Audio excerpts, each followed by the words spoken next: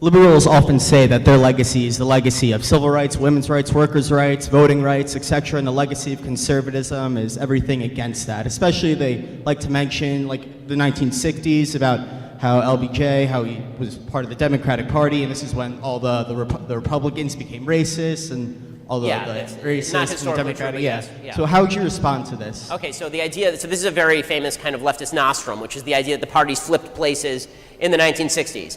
The only problem is there's no evidence for this whatsoever. So the South continued to elect Democrat. There's the only Democrat who became a Republican from the sort of the racist side of the aisle was Strom Thurmond. All the other racists stayed in the Democratic Party, and it's only now that you're beginning to actually see Republican governors of states like Mississippi and Alabama. For a very long, I mean, George Wallace in 1968 he was a member of the Democratic Party.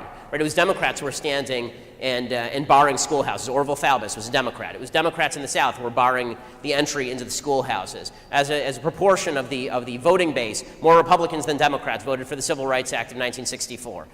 The idea that Republicans suddenly just went racist and Democrats suddenly went non-racist, there's no evidence to suggest this. Dinesh D'Souza has a movie out where he actually discusses this in detail, but it's one of these things that Democrats try to do to escape their own responsibility in Jim Crow. Jim Crow was an entirely Democratic proposition. Slavery was an entirely Democratic proposition, right? The Republican Party was founded in opposition to slavery. The Republican Party fought against Jim Crow.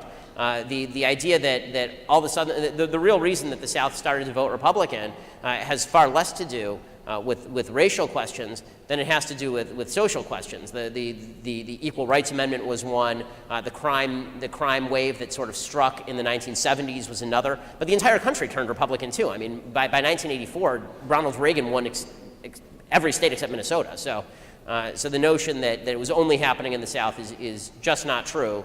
The South, there are a lot of reasons that the South has been more friendly to Republican Party politics, but the idea that they switch places on racism, there's not a lot of evidence to support that.